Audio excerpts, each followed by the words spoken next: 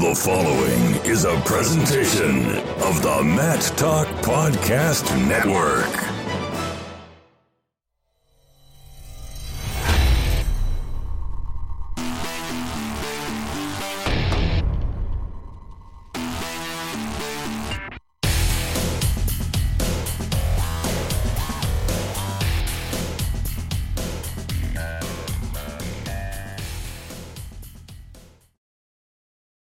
And welcome back to the Short Time Wrestling Podcast. Jason Bryan here with you, back in studio for the first time in a number of weeks.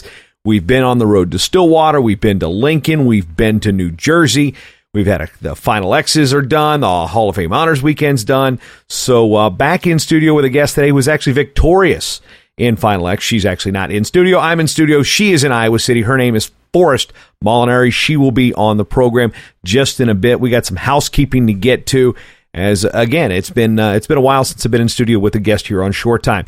This summer is typically the time, if you're a first-time listener to the program or you've not been listening for that long, the summer is when I really kind of dial back the number of episodes that Short Time puts out, because the summer is less, I guess, strenuous when it comes to the clients that we work with here at the Matt Talk Podcast Network. In case you're wondering, there are over 20 shows, either current or archived.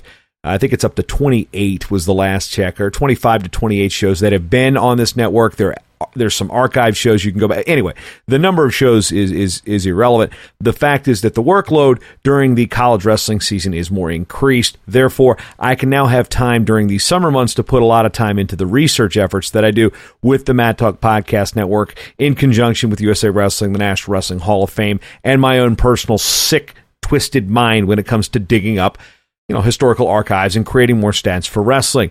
One of these things that I do is this Matt Talk Almanac, which is a website that is kind of like my sandbox. It's a digital sandbox where I put all these stats and facts together. Some things are public information, such as, teams where, the number of teams per division, Twitter links, website links, mascots division, all sorts of just simple breakout stats. And then, of course, attendance data is on the free side. But if you're a patron of this network, and if you want to know what that is, just hang tight.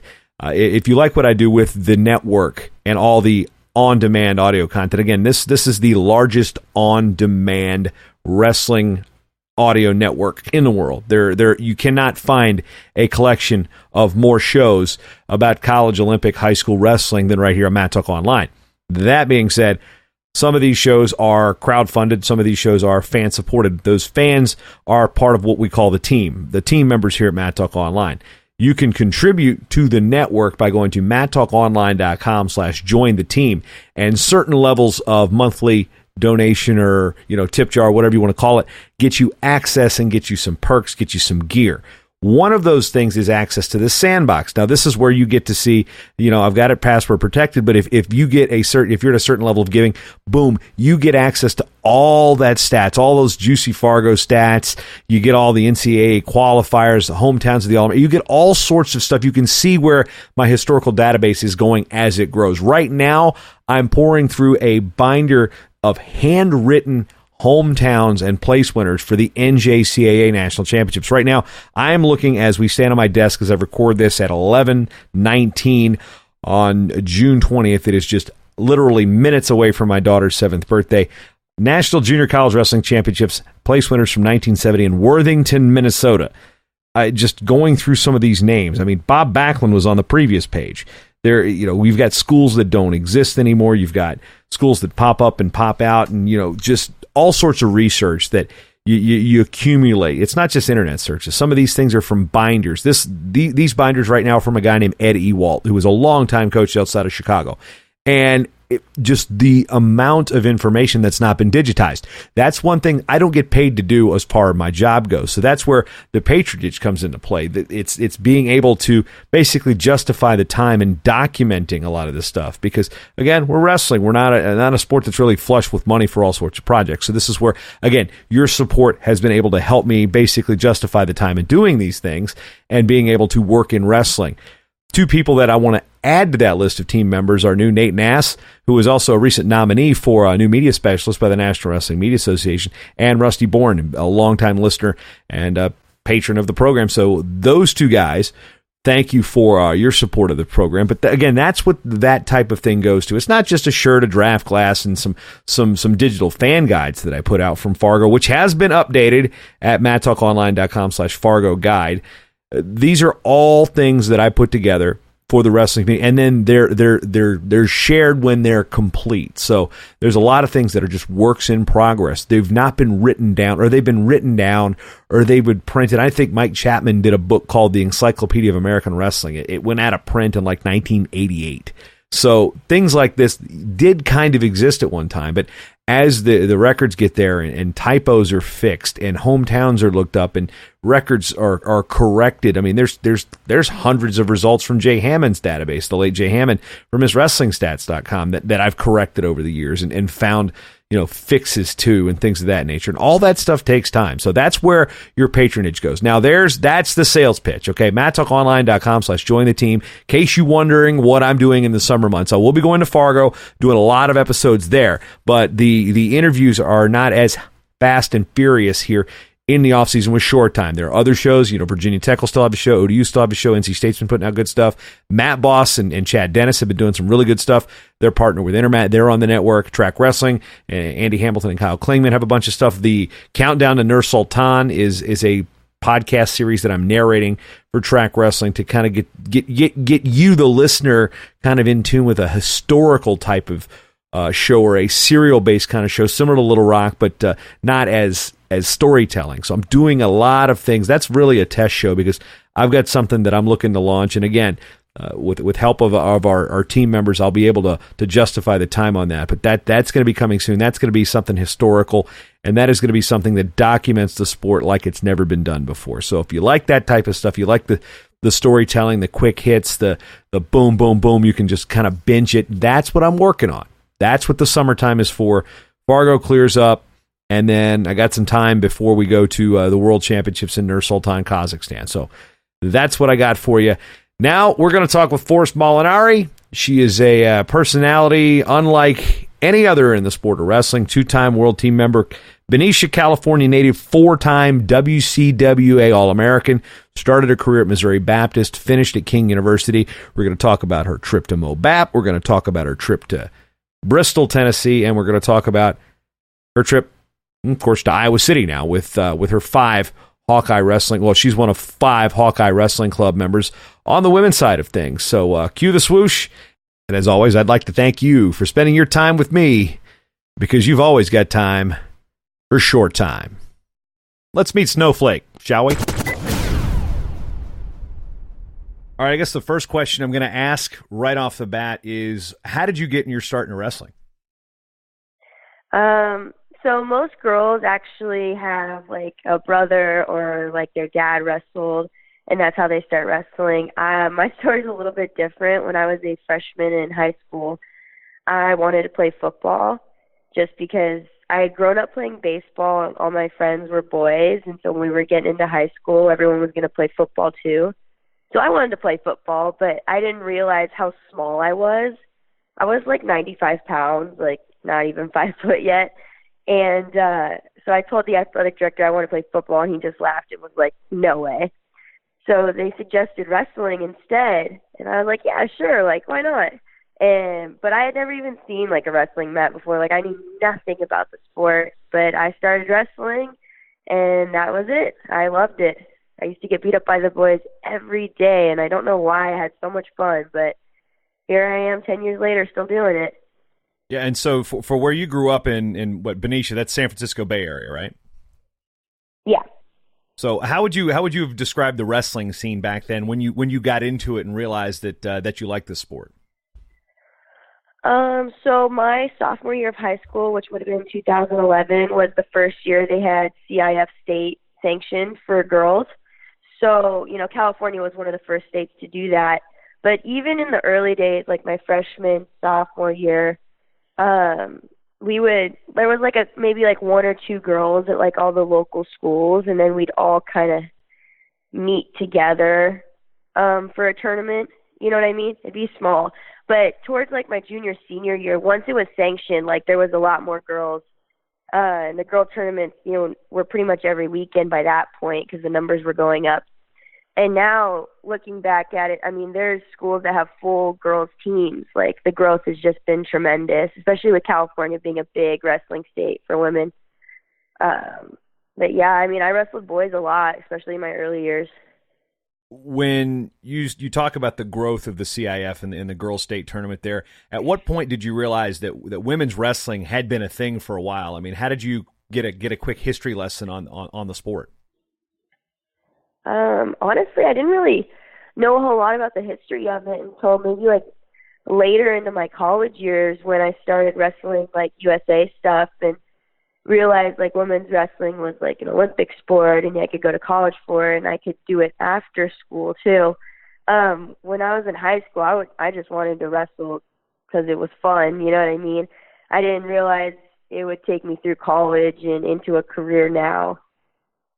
Yeah, so the opportunity to compete, California's had monster teams that come through for the junior women's duels. They tend to win the cadets and junior team titles every year in Fargo. You went out to Fargo 2013, placed 7th. Now, there are not that many people who have a trajectory that represent the United States that come out of Fargo, their senior in high school, 7th. Where do you attribute most of your growth from?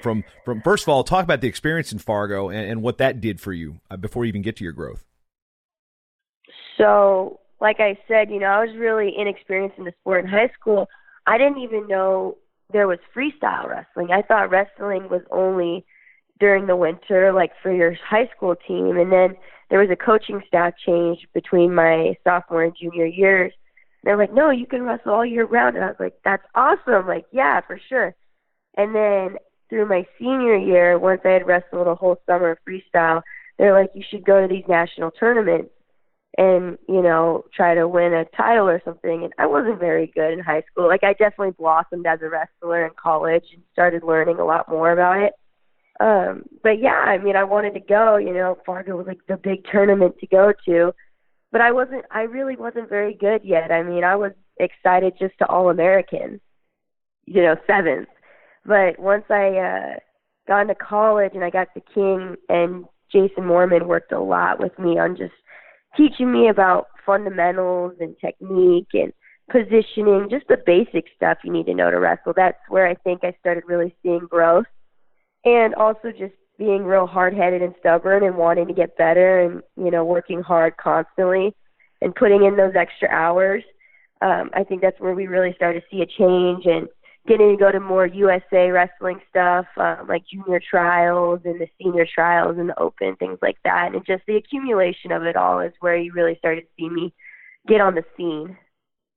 What I like to do with some of the other guests on the show is I go back to look and see how they did in Fargo and some of those crazy names. Now I'm looking at your just the place winners in 2013, wrestled at 139. I'm not going to convert it to kilos because we're in America. Becca Leathers won the weight. Kayla Miracle was 2nd. Francesca Giorgio was 3rd. Alexis Blue was 4th. Skylar Grote was 5th. I'm not sure what happened to Casey Bell at 6th, but you were 7th. Tatum Sparks is 8th. So of those 8, 7 of them were actively competing at the WCWA in Fargo. So that was not exactly a soft weight class by any means. What do you remember about that year? Honestly, I didn't know anybody. I didn't know any names, any of the big names in wrestling. I didn't even know like the senior women yet. I just went to go wrestle. I thought it was cool that I was wrestling for Team California, That was my first big tournament, coming from a small town. I had no idea, Becca and Kayla had made, age group world teams and things like that. I just went out and wrestled. Me and Kayla actually wrestled in that tournament. I think she probably texted me, but I had no idea. I just went out there to, get some matches in and tried All-American. Oh, don't worry. I'm going to that bracket right now. We're going to see exactly how you did here at 139. So let's see.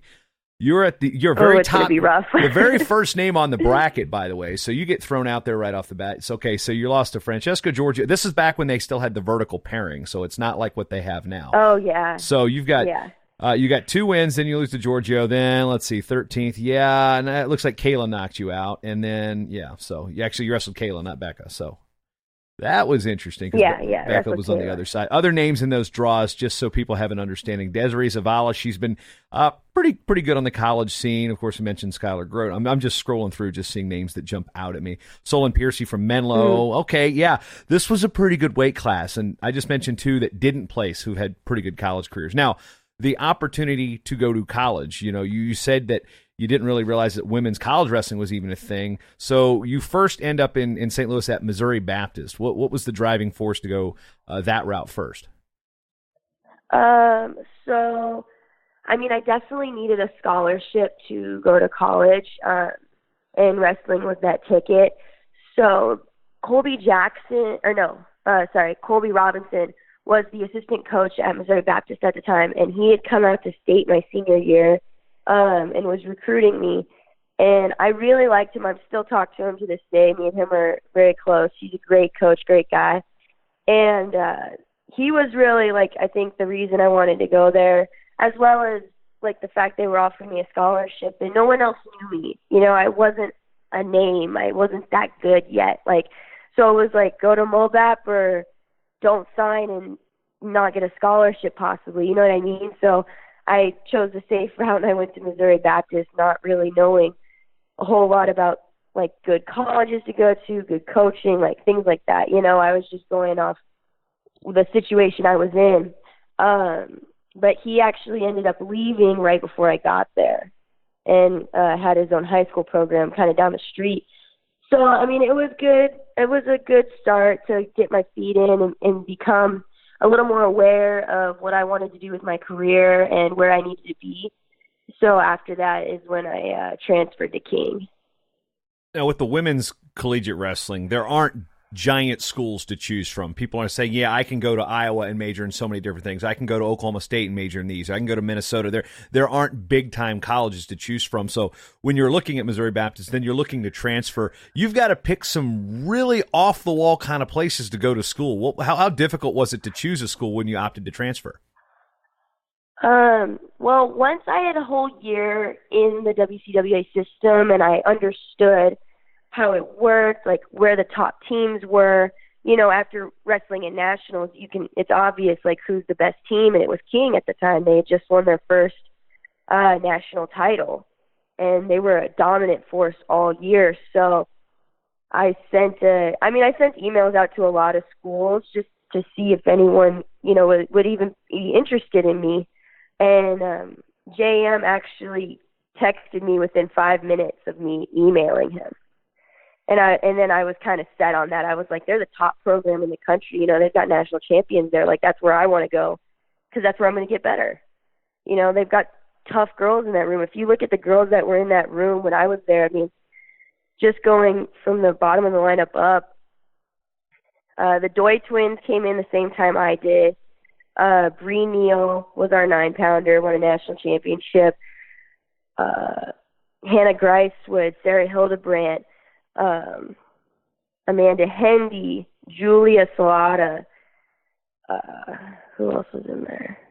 I mean, we had hammers in the lineup, We were so tough at the time. And Ollie Reagan was there my freshman year, but right before I got there. So, I mean, how could you not want to go there and get better? So that was why, as soon as I was able to talk to JM, I was yes, I want to come as soon as possible. Now you make that move, and before you'd even transferred, you actually placed third your freshman year at Missouri Baptist, then transfer.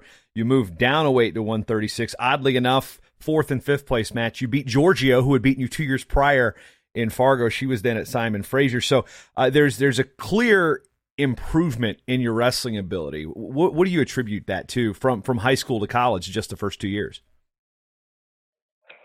I mean, definitely, just being tough, I think, is how I got to that winning that third place match my freshman year. And then my sophomore year, definitely, I placed fourth my sophomore year, but I think I was just cutting a little too much weight. And that was also a really hard weight class, 136. Kayla was in that weight again. Shy Mason, a couple other people had moved into that weight class. So I placed fourth there, but I think I got a lot better, technique-wise. I used to do one-on-ones with JM almost 5 days a week. just learning and getting individual attention and really building fundamentals there. And then later that summer, I made my first junior world team. So I maybe didn't have the best WCWA tournament, but I feel like there was big improvement. What is it about having women's college wrestling be freestyle that you feel maybe the most important thing for USA Wrestling for making these cadet junior and senior world teams? I just think that, I mean, everywhere else in the world wrestles freestyle. So I still to this day don't understand why we wrestle folk style coming up through school, and why the men are still wrestling folk style in college. Because if you look at the women, a lot of our girls that make the team are a little bit younger than the men that are making the team. The men don't really make the team most of the time until they're later in their 20s, and there's a big transition period when they only wrestle folk style all through college and then have to start wrestling freestyle. You know what I mean? But the women wrestle freestyle through college, and you're seeing younger girls like Kayla and myself making the senior world team. You know what I mean? Like, we don't have to go through that transition period. So, I mean, I think it's great that we wrestle freestyle in college. I think the men should wrestle freestyle in college. Is that an interesting conversation or debate to have in Iowa City, knowing that they put thousands and thousands of people in Carver Hawkeye for folk style collegiate wrestling? I mean, I haven't really talked to anyone about it here, but wrestling is wrestling, and I honestly think freestyle wrestling is a lot more exciting to watch because it forces action, it forces wrestling positions. You know, you can't just sit and cling, you know, for a whole 2-minute period. Like, that's not exciting to watch. Like, no offense to any of the collegiate wrestlers. I mean, I know they bust their butts, but freestyle wrestling, you're going to see some action happen, and I think we could just as easily pack Carver Hawkeye Arena if we were wrestling freestyle. Yeah, I think the difference for some people in that argument is there's a team component tied to the collegiates, to the colleges versus, say you go to a world team trials, or like they used to be, there wasn't 1,000 people at some of these places. But again, nobody went to Titan Mercury. Nobody went to Sunkist. They went to Iowa. Yeah. I mean, it literally, if you changed nothing else and just made it freestyle, I don't think the attendance would drop. I make that same argument. It's but it's still a team aspect. Like, you still wrestle for Iowa, or you wrestle for Penn State, or whatever school it is. Just the rules are a little bit different, and they force more action. Now, talking about the action we've got, you've competed in the last 2 Final X's. Again, you finished out your career, by the way. I don't want to gloss over that. You won a national title as a junior and then finished second as a senior, wrestling the same opponent throughout the course of the way. And you wrestled 4 different weight classes, and they weren't progressively in order. So you go 43, 36, 55, 70. Were the dorms and the cafeteria really good in Bristol, Tennessee? Something I don't know about it? No. Because I've been to Bristol. I'd be quite surprised. Yeah. I'll be honest, like, I got a little fat my freshman year. And that's why I was up at 43. And then when I got to King, I was like, all right, I'm going to get in shape. Like, I'm in a top program right now. Like, I got to step it up. And I told JM, like, I want to wrestle 136 this year. And he's like, okay. And so I put in some miles making 136 because I'm pretty big for that weight class. I was 5'7", even at that time, wrestling 136. And then my junior year, I was going to go back up to 43 because that fits me well, just for my build. But we had some gaps in the lineup, so JM, was going to have me go 55. And I was like, that's fine, it's good for the team. And I was able to win a national title at 55. But then my senior year, he's like, I need you to wrestle 170. And, I'm a big, strong girl, but I'm not a 170. I'm not even a 155. But that's the only reason I was up at that weight class, was just filling in a gap in the lineup. And actually, right after my senior year WCWA Nationals, I went down to 63 kilos 2 months after that. So you can imagine I was a little small for the weight class. A little bit.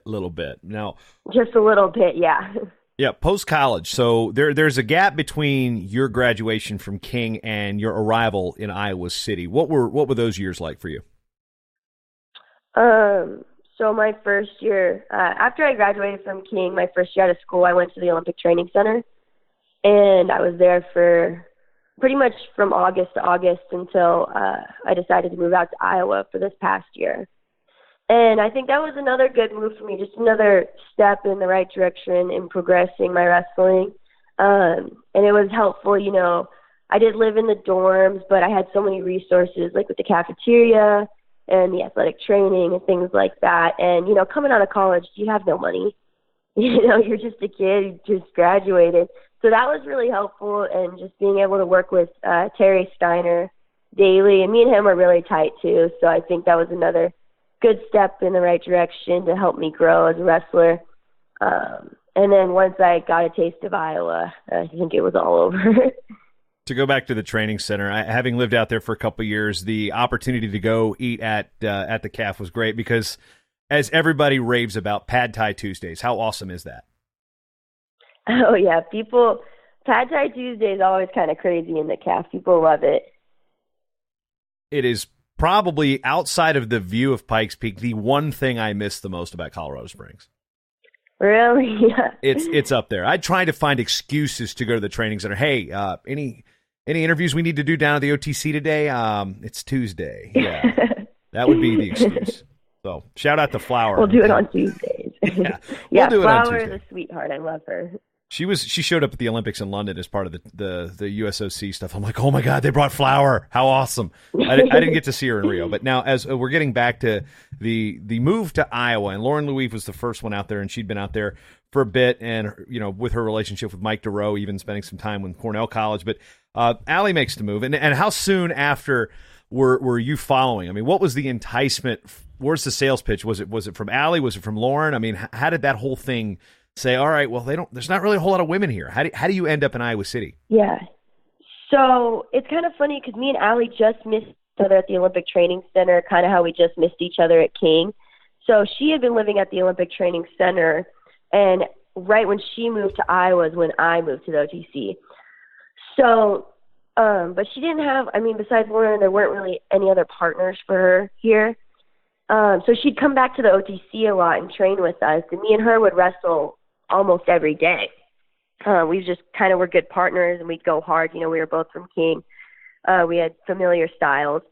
And then one time she was like, you should come out to Iowa and, like, check it out. Like, it'd be fun to just do a training camp before a tournament. So we were planning on having me come out for a week before Spain. And then I was like, oh, well, what if we bring Kayla? You know, because me and Kayla are best friends. And then we also were like, well, what if we bring Michaela Beck? You know, because me and Michaela Beck are homies. And we're like, oh, this is awesome. This is going to be such a fun week, you know, and then we're all going to go to Spain. And we got here and we started wrestling. We saw how intense it was. And it, like, was a light bulb that went off. Like, what if we all lived here? Which little did I know that this all was kind of in the works. Perry had talked to Allie and was like, who do we need to bring in? Like, who's going to fit here? And she had said our names. And I'm just thinking we're going out for a fun trip for training. And, but it was already all in the works. And actually, like, maybe 2 or 3 days after us being here in the summer, Tom came over to Allie's house and we all talked about how it would work us moving. And months later, I was out here. Now, the one thing we need to go back in time to, and that's making last year's world team before you even get to the opportunity to move to Iowa City. And you beat Julie Salata at Final X. This is somebody who you knew very well. You're both King wrestlers. I mean, you know, is it hard to wrestle somebody you know so well and somebody that had success, you know, kind of keeping them from attaining their goal? I mean, what's that like emotionally after the fact? Of course, you know, on the mat, you don't care about your opponent's, you know, feelings or anything like, or goals, but you know, what's it like to sit back on that and be like, you know, Julie has been kind of a mouthpiece in supporting women's wrestling and things of that nature. And, you know, were there any mixed feelings about that result? I mean, that was obviously kind of an awesome storyline because my first year at King, me and Julia were drill partners. We wrestled every day and she used to beat me up. And so, you know, for a long time, like, Julia, you know, was always had the upper hand on me. And then my senior year, she came back and was coaching at King while I was still wrestling. So we go from teammates to coach athlete. And then after that, we end up wrestling at the Open, and I lose in the finals to her. And of course it stings, and aside from the fact that we are friends and we were teammates, but we're both competitors, and we have to put friendship aside when we're going out there and wrestling each other. So I had to train. If I wanted to make the world team, I had to get ready to beat her. And I think both of us were preparing, not like anything dirty. It was like, who's going to be the better wrestler that day?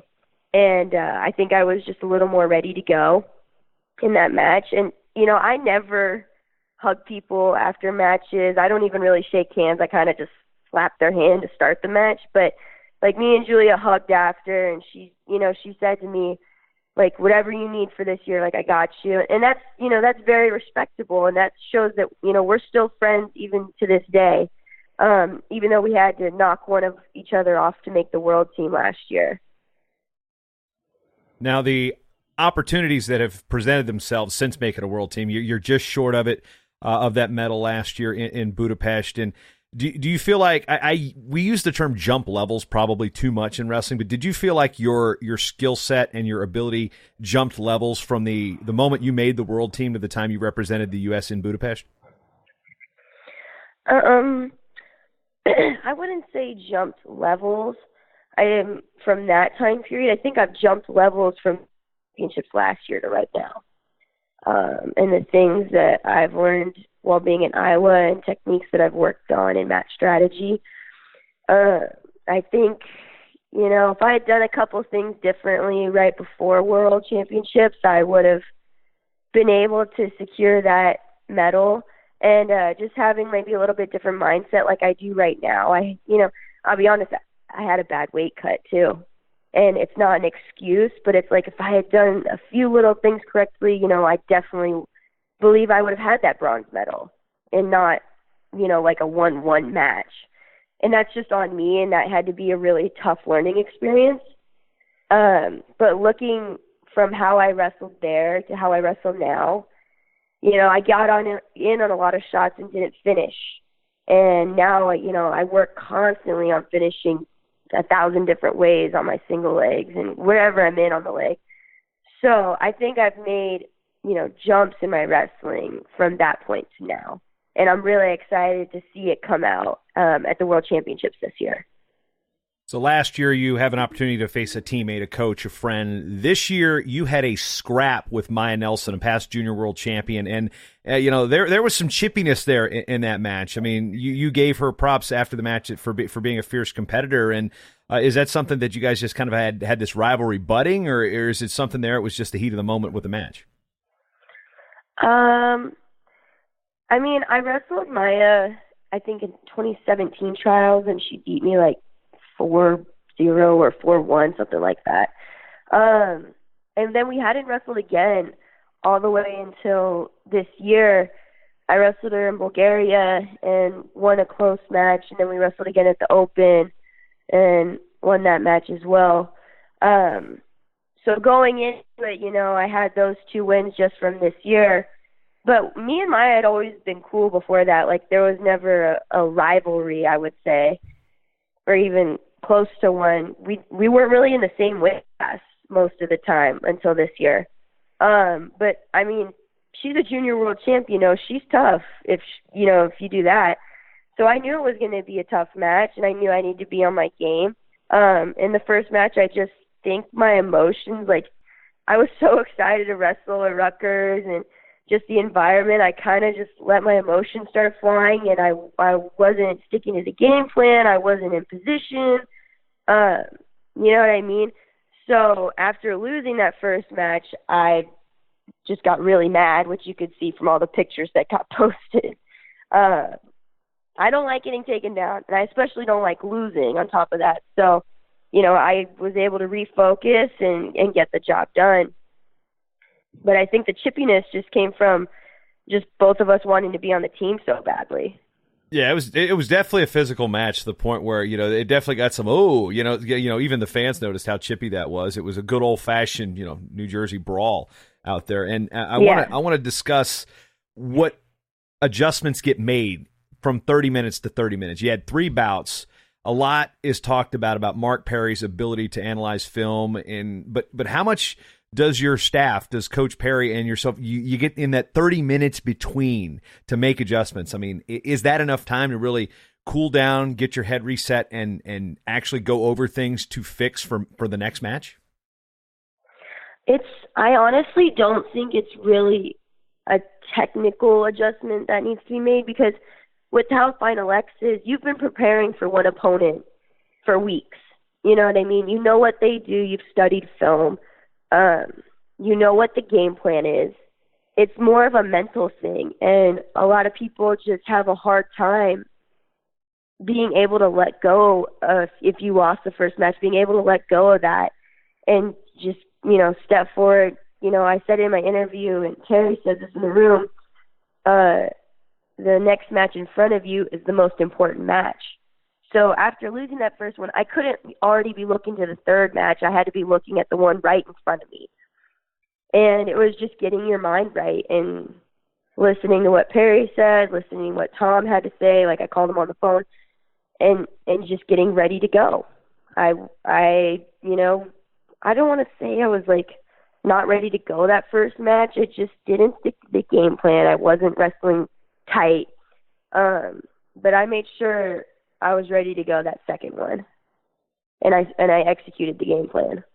Now, when we come back to the process, you win that 3-match war. You've had the opportunity to compete in 2 Final X's, and this is something that USA Wrestling and Flo had worked on. What is your general opinion of the Final X process? Once you make it, okay, I'm here, I'm going to be in this Final X. I'm sitting out. We're sitting out for a while, and what are your thoughts on what it's perhaps done for women's wrestling and putting that on an elevated stage? I actually really like the Final X process. The making of the team, like the procedural standpoint, isn't really any different than it was before, except that the mini tournament is now just World Team Trials, and the best 2 out of 3 series that used to be part of World Team Trials is now Final X, if that makes sense. They just kind of pulled the best 2 out of 3 series and made it its own thing. So that part's not really any different, like how you make the team. I like it because I think it's really, like you said, put women's wrestling on a pedestal and brought attention to it. I've had so many people message me on social media and be like, I didn't really watch women's wrestling or knew anything about it, but then I saw you at Final X last year, and I started following women's wrestling completely. I'm a huge fan, and I think it was great that they can build up storylines, that Flo can put, bios and more information out on the women, because everyone knows the men's freestyle guys. But I think it's great that it gets the women more attention. It got Greco lots of attention this year as well. So, I really like the process. I think the press conferences are fun. I think, having it in cool places like the Rack and Lincoln is awesome. I'm a big fan of it. I really hope they keep doing it, for all the World Championship years. The Olympic year, I think we're still doing the same thing we did in 2016. But, I really like Final X. I think it's a lot of fun. I think it's good for the sport. Of course, you love the press conferences. You and Julia made heads turn last year with y'all's get-ups. So now you're kind of going with that. But that's not an act. That's who Forrest Molinari is. That's who Snowflake is. So I want to get into the Snowflake thing real quick, because that term doesn't have the same meaning that it does with your nickname. So explain where the Snowflake thing comes from. So Snowflake is just a really old nickname from high school. Me and my buddies came up with, and it was just kind of an inside joke. And when I had made, my Instagram account, my Twitter and all that, I had put Snowflake on there thinking it was funny, and I just hadn't changed it for years. And then before Final X last year, Flo came up with this thing saying it was Snowflake season, meaning it was my time to finally make a world team, And after that, it just kind of blew up, and I've kind of tried to make it into this brand. Like, people, if you say Snowflake's wrestling, they know who you're talking about. And I think that's really cool. It's different. It's not it's not basic by any means. So, but yeah, really Snowflake was just an old nickname from high school. And it's also a situation where it's like you're the complete opposite of what snowflake kind of means to the rest of the world, especially on social media these days. Yeah. I didn't even realize it kind of had a negative connotation to it until my mom had called me and like said she saw a comment on Flow or something. I was like, I don't really care what people think about it. Like, you know, I like what I like what I don't like. Like, I'm comfortable with that. And my nickname is Snowflake. And anyone who's met me and gotten to watch me wrestle, like, I think they're going to have a different idea of what Snowflake is after that. You even introduced yourself as Snowflake during the Day 2 press conference at Final X this year in Lincoln, wearing a Snowflake hoodie. Well done. Yeah, the Nike guys made me a bucket hat with a snowflake on it, and I was super excited, so I wore it to the press conference. It was a hat? I thought it was a hoodie. I thought you had didn't you have a hoodie on with a snowflake on it, or was that 2 weeks ago? That was Rutgers. Okay. Michaela Beck made me a sweatshirt for Christmas that had a big snowflake on it, so I wore that to my press conference. But the Lincoln press conference, I had a snowflake bucket hat on. Gotcha. Okay. My press conferences are confusing one another. Now, you had mentioned Michaela a couple times. You've mentioned Kayla. You've got a crew at the Hawkeye Wrestling Club. Lauren Louise, yourself, Michaela Beck, Allie Reagan, Kayla Miracle. It's just like, okay. And 3 of those were at the same weight class. You know, Lauren beat Michaela to get to Allie, and then you and Kayla have made teams. So, you know, 3 of the 5 there are on a team, and then the other 2 were contending for spots on the team. Is that what you guys kind of envisioned when you finally all arrived in Iowa City and said LFG? Yeah, the LFG thing just became a thing when I said it in my interview. But, I mean, we wrestle, you know, at Iowa, we have the same mentality as all the guys do.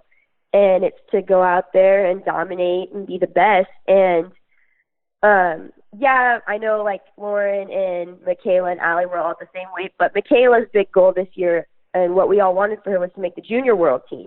So, you know, we put a little bit of a back seat on senior stuff with her because, you know, she's only a second-year junior. She's still pretty young, so that was important. We want her to be a junior world champ this year. But, you know, we're training to be the best, and we scrap hard. We go to battle. Like, there's no easy day, no matter who you're wrestling in that room. And so, I mean, I think that just really showed how we wrestled in Final X. You know, having gone through college for an extended amount of time, I lived with a lot of wrestlers over the years, and you know, the wrestling house, as it's labeled, various places around the country, respective schools. There's always like a house. What is the women's wrestling house like? What is the living arrangement there for all you guys? So I know Lauren has her own spot. I have my own spot, and this past year, Michaela, Allie, and Kayla and Corey Clark all lived together. So I would, even though Corey's there, I would consider that the women's wrestling house for Iowa. And it's always a blast, like, going over there and hanging out with the girls. I mean, if anyone has ever seen me, Allie, and Beck together, I mean, we're something else. People have told me that we need a TV show. Like, we'll go places and just be having a dandy time, and people ask if we're sisters. And it's just funny. But it's a blast hanging out with them. Even though we scrap hard in the room, like outside of the room, we have a good time. It's like the toughest sorority ever created. Yes, pretty much. And we have Ann Kinsey Brands hangs out with us a lot, Tom's daughter, and she's a tough girl, let me tell you. She's a lot of fun. I can only imagine. I've never met her that I recall. She's a Brands through and through. That's a promising sign, I guess, for home security or things of that nature. Now, the one thing, I just want to know how you guys that have gone through college, graduated, are dealing with Michaela Beck, because she is she's full of spunk, to say the least. She is a very fiery and funny individual. And how do you guys deal with a teenager being around all the time? Oh, I mean, Michaela's 19. She's not quite like a high school teenager attitude.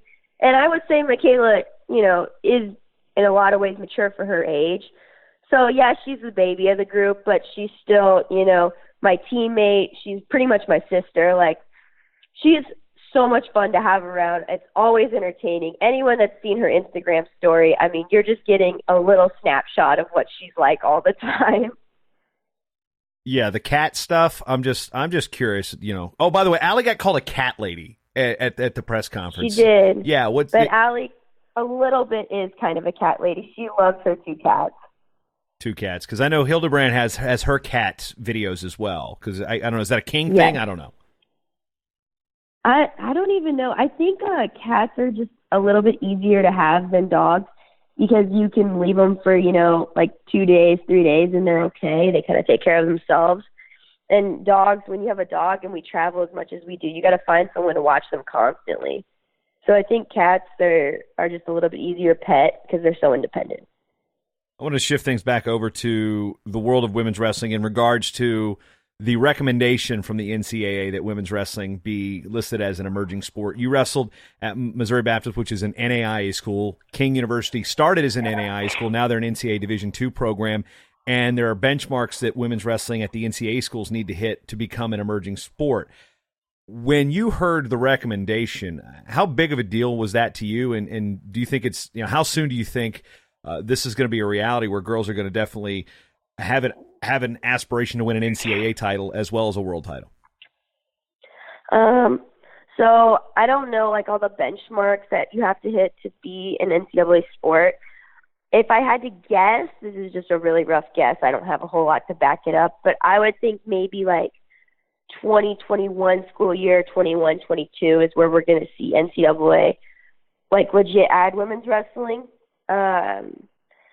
It's going to be good for the sport. I mean, people talk about all the funding and resources that NCAA sports have, which, obviously helps any sport, but just that recognition and people learning about women's wrestling and getting to see it just helps grow the sport. It's just the next step in the process. We're such a young sport in this country.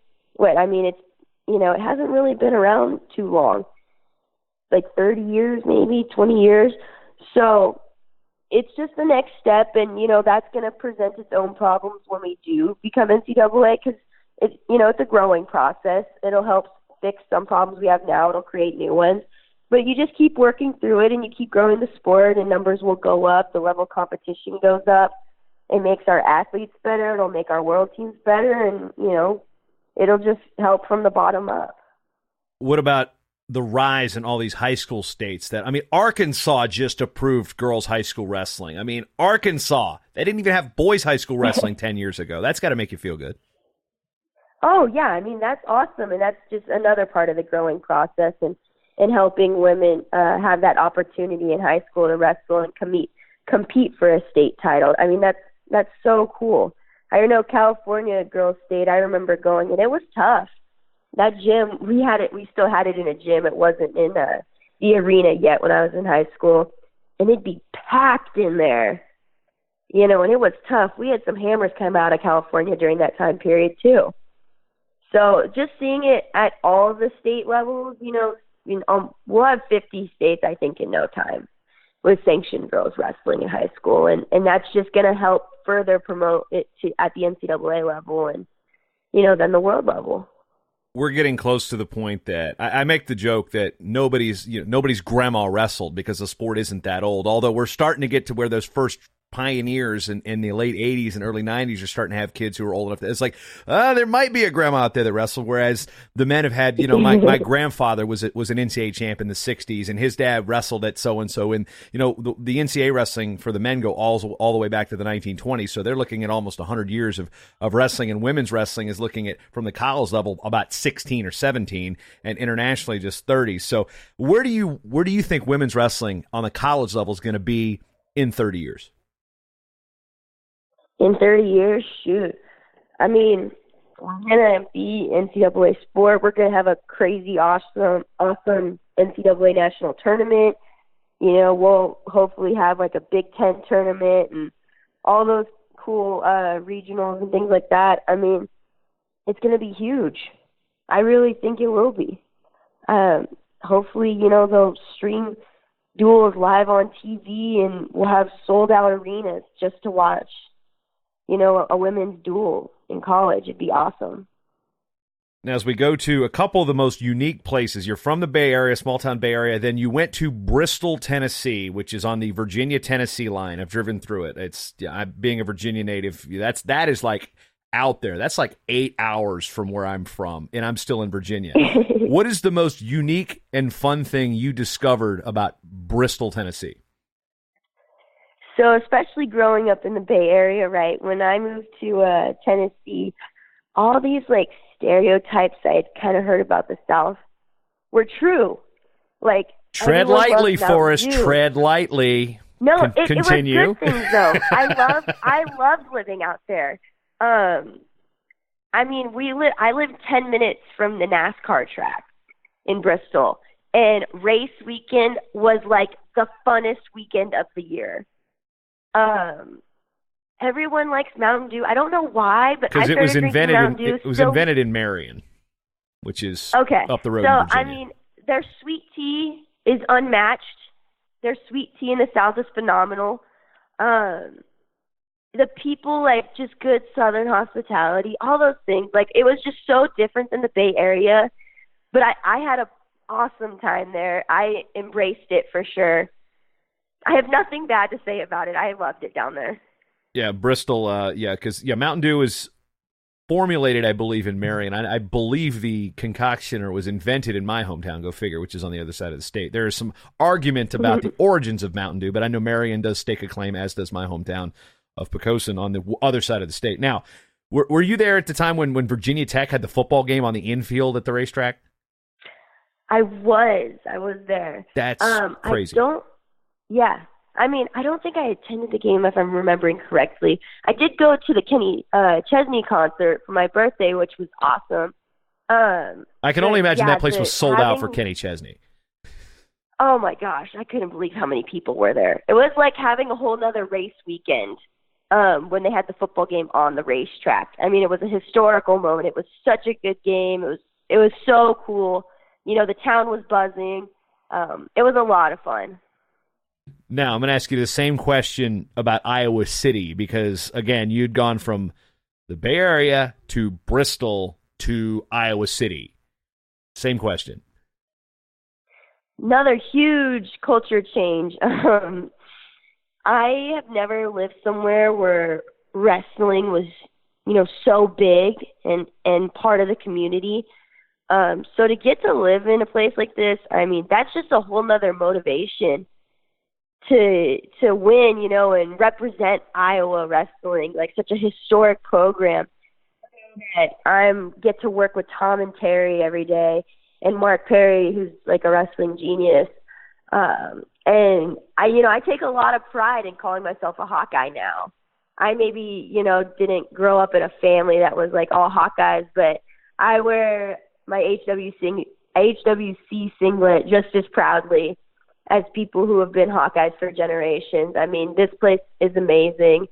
Culture-wise, totally different, the Midwest, compared to the South or the Bay Area, but I love it just as much. All right, finally going to end with two random questions. One, any relation to you and a Dave Molinari who placed in Fargo back in 1996? Who is from California? We might be cousins, honestly. I mean, I'm Italian, and we have big families. We could be cousins, but I don't know him personally. All right. Now, secondly, how many times have you been asked if you were related to Frank Molinaro? People, even to this day, still think I'm like his sister or something.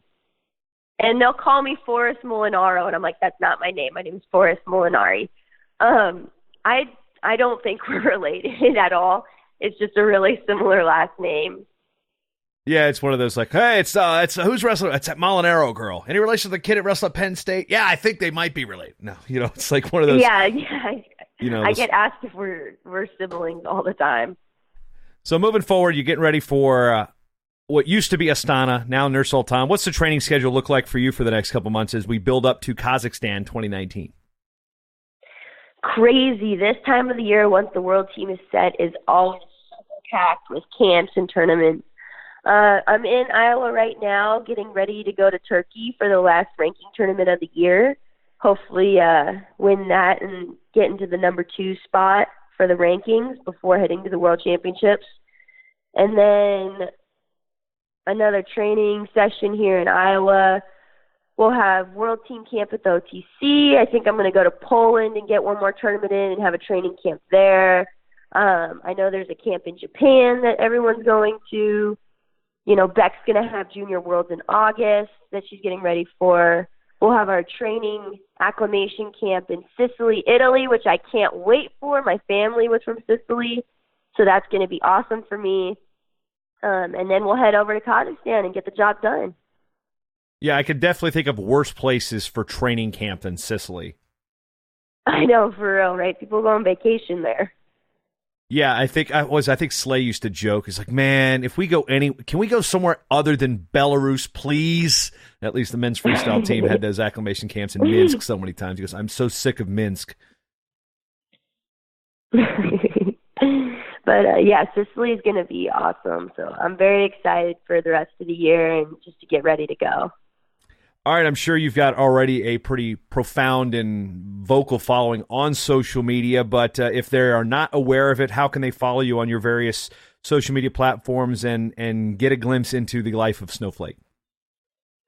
On Instagram, my name is Forrest _AKA_Snowflake. On Twitter, at my name is _jungle. And I've also got my Snapchat on the bios if you guys just want to say hi. So I don't have Facebook. I'm not with Facebook anymore, but I definitely use Instagram and Twitter the most. So if they want to get a hold of me, go ahead. Yeah, how old do you have to be to get off Facebook? Or how old do you have to be on Facebook? Because I'm almost 40, and I'm like, I've been on this thing way too long. And now I'm like trying to track down. Yeah, they're not even on Facebook. Yeah, I feel like Facebook's kind of starting to be a little bit outdated. Well, at least you're not looking at Nextdoor, which is like even. Oh my goodness, you would just ask like your parents about Nextdoor. Grant, I don't know. It's like the old. It is like it's like a neighborhood app, and you're like, hey, there's a dog loose in the neighborhood. Can somebody call the? It's like, it's like everybody's like neighborhood watch into an app. It is actually quite comical. That's funny.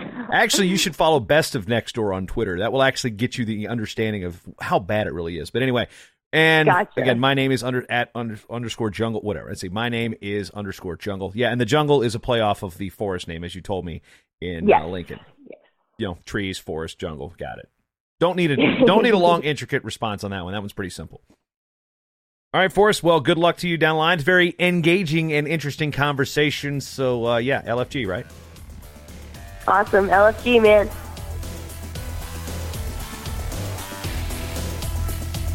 The Short Time Wrestling Podcast is proudly outfitted by Compound Clothing. Shirts, singlets, custom gear orders, everything you need. Call up Cliff and the crew at cmpteamwear.com. Hey, you know what? Did you like the show? You want to hit that subscribe button? MatTalkOnline.com/listen. Various different ways to subscribe to the show on your favorite podcatcher of choice. And if you're already subscribed and you already listened and you love the show and you want to support this show and this network, MatTalkOnline.com/join the team. Become a team member today.